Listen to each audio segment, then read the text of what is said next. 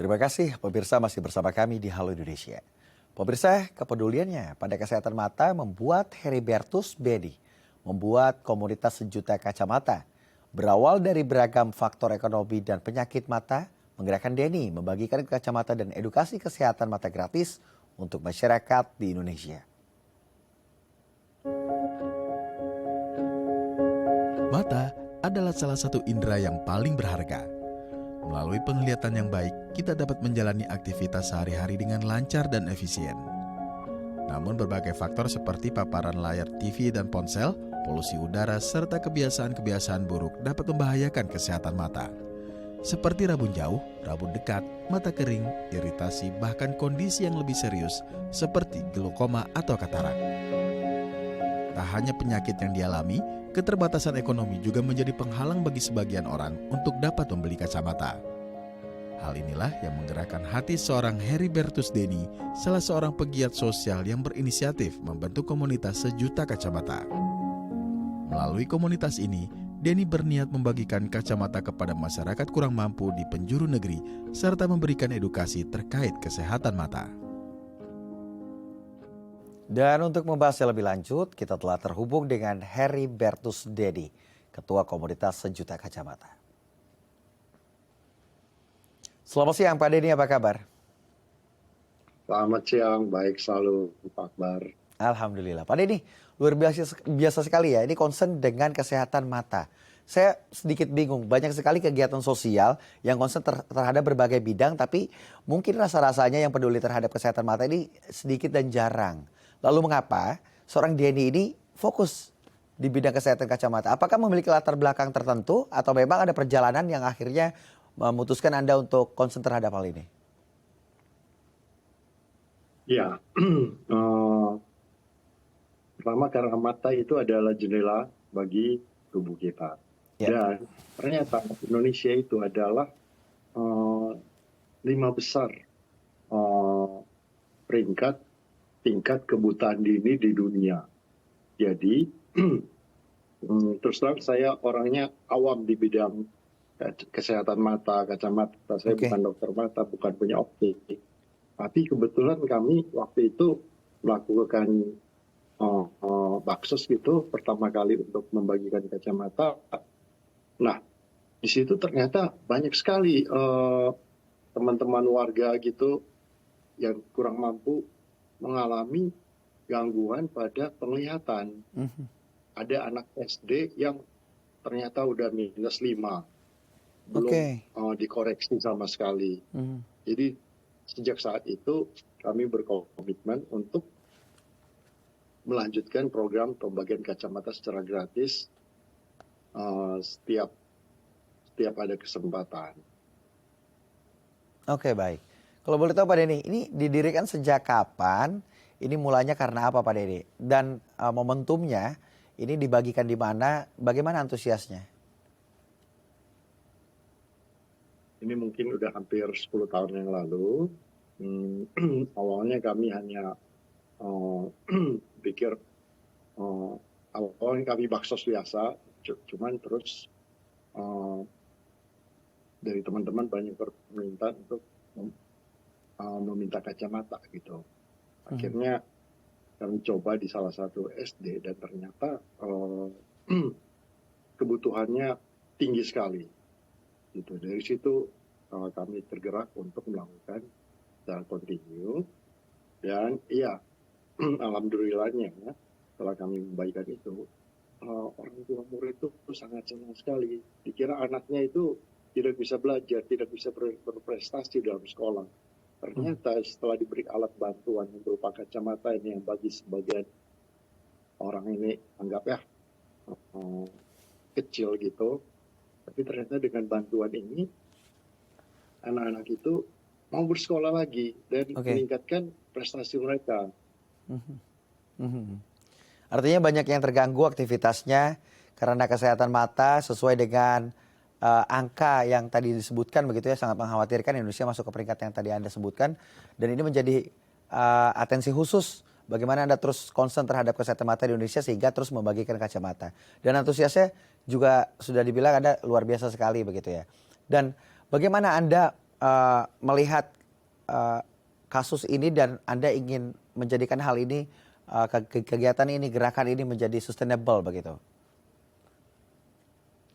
Ya, akhirnya kami berniat untuk meneruskan ini, membuat sebuah yayasan yang namanya Yayasan Melihat Terang, dan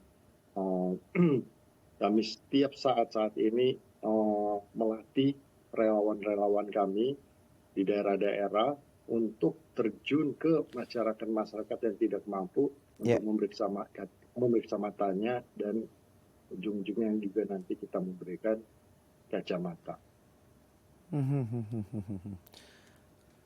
Apakah komunitas ini juga tersebar di seluruh Indonesia, Pak Denny? Di mana saja sih, Pak Denny? Betul. Hampir di semua wilayah Indonesia udah tersebar, mungkin ada sekitar 500-an relawan yang sudah dilatih. Jadi mereka yang bergerak tiap hari. Baik, ini kan mulai dari membagikan kacamata mungkin plus minus, tapi sampai dengan mungkin mengidentifikasi beberapa penyakit-penyakit mata. Kalau Pak Denny sendiri setelah membangun ini 10 tahun, paling banyak di Indonesia ini terkendala mata ini, kesehatan matanya kategori apa, Pak Denny? Karena gangguan koreksi penglihatan itu paling besar ya. Kedua itu katarak. Ketiga glaukoma. Cuma untuk 2 dan 3 ini butuh penanganan medis dari yang lebih profesional, misalnya dokter mata, dokter spesialis mata. Jadi banyak sekali ya kategorisasi penyakit mata yang dialami masyarakat di Indonesia. Dan sejauh ini Pak Denny, fasilitas kesehatan disediakan oleh negara, apakah sudah dapat mencukupi atau sudah dapat menjawab permasalahan ini? Kalau untuk katarak dan glaukoma tadi, itu untuk di daerah-daerah 3T terpencil, termiskin, terluar itu sangat minim sekali. Lalu mengapa minim, Pak Denny? Apa yang menjadi permasalahan? Mungkin karena mahal dan kekurangan tenaga medis, dokter spesialis mata. Jadi itu bahkan kalau di daerah-daerah itu klinik mata pun tidak ada, mereka harus ke kota, ibu kota, provinsi dan lain-lain gitu untuk mendapatkan fasilitas itu, dan akhirnya jatuhnya sangat mahal sekali. Luar biasa sekali. Tadi Anda menyebutkan ada di beberapa pelosok-pelosok. Kalau Pak Denny sendiri nih melakukan kegiatan sosial ini sudah ke daerah mana saja, Pak? Yang tadi Anda sebutkan pelosok dan memiliki banyak permasalahan kasus mata juga ada di mana, Pak? Ke daerah Papua, Flores, Kalimantan, Mentawai, sekarang ini lagi ada di Aceh, juga sedang melakukan kegiatan di sana. Terus Lembata di dekat perbatasan dengan Timor Leste. Jadi dalam 10 tahun ini sudah cukup banyak. Baik, ini kegiatannya masif, cakupannya luas, eskalasinya juga luas begitu ya. Bagaimana Anda memperluas jaringan ini sehingga banyak teman-teman relawan, teman-teman yang juga ingin membantu kegiatan ini mau bergabung ke komunitas Anda? Iya, aku bersyukur dengan mempunyai banyak relawan, teman-teman relawan juga mempunyai teman, jadi yang mempunyai hati sosial, dan ini tidak dibayar. Jadi benar-benar 100% mempunyai niat sosial dan berkontribusi aktif bagi masyarakat. Jadi mereka itu tidak dibayar sama sekali, hanya mempunyai hati yang tulus. Oke. Dalam satu kegiatan Pak Denny, dalam satu kegiatan Anda membuat kegiatan sosial yang konsen terhadap kesehatan mata masyarakat, apa saja sih yang dilakukan di sana? Terus berapa kuota yang biasa Anda sediakan? Lalu bagaimana antusias di setiap daerah? Tapi jangan dijawab terlebih dahulu Pak Denny, karena kita akan break terlebih dahulu. Pemirsa juga jangan kemana-mana, tetap di Halo Indonesia.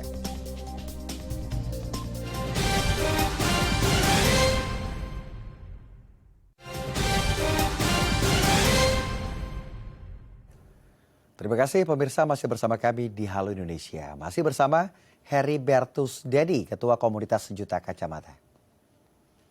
Pak Denny, melanjutkan perbincangan tadi Pak.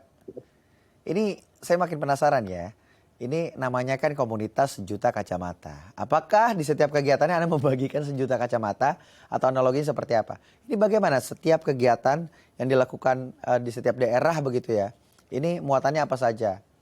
Mulai dari pemeriksaan sampai pembagian kacamata. Nah, jadi sejuta kacamata itu sebenarnya program jangka panjang, ya. Oke. Cuman di dalam program jangka panjang ini, kami ada program-program kecil, misalnya baksos pembagian kacamata. Kadang sekali baksos bisa 1000 lebih kacamata yang kita berikan. Ada juga yang teman-teman relawan 1-2 orang, mereka pergi ke daerah-daerah pelosok, door to door, bagi kacamata mungkin cuma 10 sampai belasan kacamata per hari, tapi tiap hari mereka jalan. Jadi range-nya dari yang kecil sampai besar. Oke. Tapi setiap hari, karena relawan ini udah ratusan, jadi setiap hari kelihatannya ada gitu. Baik. Ini kan banyak sekali kategorisasi yang tadi sudah Pak Denny sebutkan di segmen pertama, di segmen sebelumnya. Banyak sekali kendala kesehatan mata begitu. Lalu kegiatan di sana apa saja Pak? Kan ini kategorisasi banyak, tentunya penanganannya berbeda-beda. Jadi untuk yang relawan masih bisa tangani sesuai dengan apa yang di training, kita bisa langsung beraksi di tempat langsungnya. Tapi kalau yang udah membutuhkan medical follow up yang lebih tinggi, itu harus dirujuk ke klinik mata dan lain-lain, misalnya katarak atau glaukoma. Jadi itu bukan ranah. Gitu. Saya semakin penasaran nih, teman-teman relawan nih kebanyakan latar belakangnya seperti apa sih Pak? Terus terang, teman-teman relawan itu dari berbagai macam latar belakang dan tingkat ekonomi yang berbeda-beda. Jadi ya itu, tapi mempunyai satu hati, yaitu ketulusan dan keikhlasan, dan mempunyai rasa empati yang besar untuk membangun Indonesia ini lebih baik. Oke. Alasan yang paling kuat Pak Den, teman-teman relawan pasti kan banyak yang sudah bercerita dengan Pak Denny. Alasan yang paling kuat ini kan kegiatan ini seperti Pak Denny bilang, ada bahkan yang sampai setiap hari membagikan kacamata. Apa sih alasan paling kuat teman-teman relawan ini mau fokus tetap ada di komunitas ini? Aku rasa hati ya, hati yang tulus dan ingin memberi, berbagi, solidaritas dan subsidiaritas yang tinggi untuk berbagi. Karena dengan berbagi, menurut teman-teman itu, mereka mempunyai sukacita. Gitu. Dan sukacita ini kayak obat bagi vitamin bagi jiwa mereka. Jadi dengan mereka berbagi, mereka sukacita, ya mereka dapat menjalankan hidup ini dengan lebih damai. Dan itu harga yang sangat-sangat mahal yang tidak bisa didapat dari kemewahan dan dunia ini tidak bisa menyediakan itu. Baik, berbagi kepada sesama, memberikan kasih terhadap sesama manusia begitu ya, menjadi hal yang paling mahal, menjadi nilai yang paling tinggi untuk teman-teman relawan komunitas Sejuta Kacamata. Pak Denny, ini kan pasti kegiatan ini membutuhkan operasional Pak. Bahkan tidak hanya di satu daerah. Lalu Anda mendapatkan biaya operasionalnya dari mana? Ya, alhamdulillahnya kebetulan teman-teman ada banyak juga yang mendukung. Ada juga company-company melakukan CSR melalui kami yang memanage dan melakukan event. Seperti itulah. Artinya banyak sekali teman-teman masyarakat juga yang ingin membantu kegiatan ini, antusias terhadap kegiatan ini. Betul. Baik dari sisi yang memberi donasi maupun dari sisi relawan sebagai penyalur. Tadi sempat Anda sebutkan juga di saat kita break begitu ya. Anda juga menyisihkan uang pribadi Anda untuk melakukan kegiatan ini. Apakah seperti itu Pak Denny? Ya, Bisa diceritakan Pak bagaimana Iya. momennya? ya. Awal-awal dulu kita bergerak melalui dana-dana pribadi, Ya. gitu karena kita belum dikenal siapa-siapa dan memang tujuan kami awalnya juga tidak mau terkenal gitu. Tapi kemudian gerakan ini karena kami melakukan rutin dan ya tanpa lelah walaupun tanpa dipublikasi, kami lakukan rutin dan secara diam-diam. Ya. Tapi ternyata ketahuan juga sama media, terus di blow up. Jadi itulah yang membuat akhirnya ya banyak juga yang mau bergabung gitu. Oke.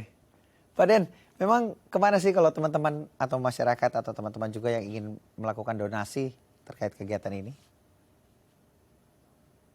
Mungkin di Instagram kami, walaupun jarang kami update, karena setiap hari ada kegiatan dan memang tujuan kami itu bukan untuk mempublikasikan itu ya. Di Instagram Sejuta Kacamata atau website atau mungkin di kitabisa.com juga kalau cari Sejuta Kacamata juga bisa, atau mau ya DM di Instagram lah. Baik, Pak Den, ini kan namanya komunitas Sejuta Kacamata. Pasti Anda memiliki mimpi besar terkait kegiatan ini. Apakah Anda menyangka eskalasinya seluas ini? Dan apakah mimpi target Anda sudah terlaksana?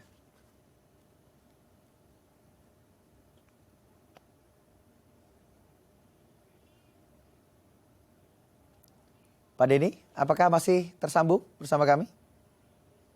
Baik, kita mengalami kondisi teknis begitu ya, kendala teknis dengan Pak Denny. Jadi pemirsa, usai jeda kita akan melihat kurma kudapat spesial Ramadan. Jangan kemana-mana, tetap di Halo Indonesia.